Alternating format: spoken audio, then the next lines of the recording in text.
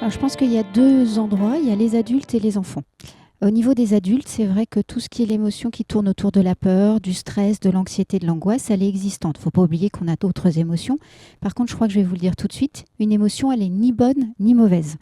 Elle est là, maintenant il faut qu'on fasse avec. Et c'est peut-être ça qui est un petit peu plus compliqué, parce que faire avec en temps normal, entre guillemets, bien, on peut aller à l'extérieur, on peut faire plein de choses. Là, on est obligé de la subir et de la subir à l'intérieur de soi et puis à l'intérieur de l'endroit là où on est confiné. Donc c'est pas simple.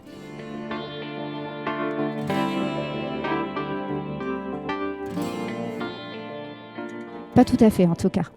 Pas forcément au même endroit. Et puis là, on est quand même en tension de façon régulière. Et puis, on a à se réguler soi, mais on a aussi à réguler les autres avec qui on est dans le confinement. Et donc, c'est là où les enfants aussi sont là. Et eux, ils peuvent être aussi à fleur de peau au niveau de ces émotions.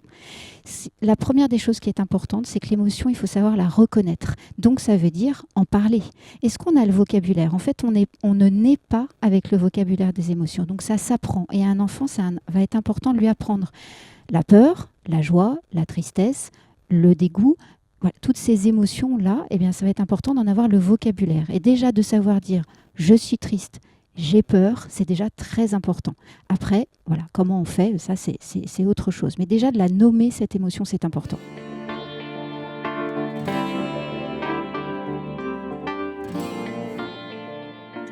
C'est pas se laisser dépasser.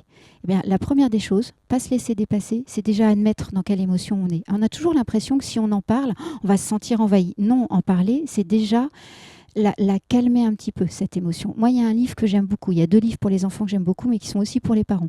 La couleur des émotions pour les enfants. Et puis le deuxième, c'est quand ça va pas sur les émotions. Et là, il y a des explications extraordinaires à donner aux enfants et aux parents concernant les émotions.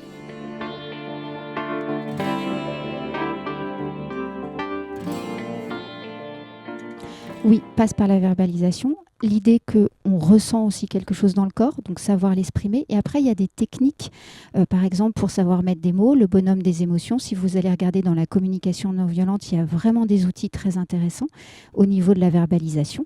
Et puis après, il y a d'autres techniques pour essayer de réguler ces émotions par le yoga, par les techniques de respiration aussi. Mais ça, c'est pour faire face à des émotions qui sont négatives. Alors, négatives, j'aime pas tellement dire ça parce qu'elles sont là, mais comme la colère, comment faire? C'est vrai que c'est pas simple.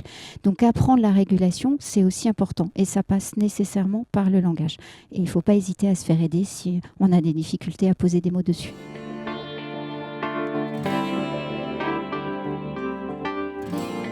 Il y a des bonnes techniques à prendre. L'idée, c'est pas de se forcer, c'est de faire quelque chose que l'on aime aussi. Voilà, d'autres, ça va être des techniques de relaxation, mais il faut les accepter, ces techniques-là. Et puis, il y a une chose, il faut s'entraîner. Ça ne marche pas du premier coup. De toute façon, j'aurais un remède miracle, je vous l'aurais déjà donné avec plaisir, mais il n'y en a pas. Donc, c'est faire quelque chose qui nous convient. Et ça, c'est important. Ce qui convient pour quelqu'un ne peut ne pas nous convenir à nous. Et puis, il y a autre chose aussi, le degré des émotions. On n'est pas tous câblés de la même façon. Donc, commençons par de la bienveillance. On a le droit d'avoir peur, on a le droit d'être triste, on a le droit d'être angoissé. Ça, c'est important, de ne pas se comparer tout le temps aux autres. Parce que ça, c'est un peu un mal qui nous guette en ce moment.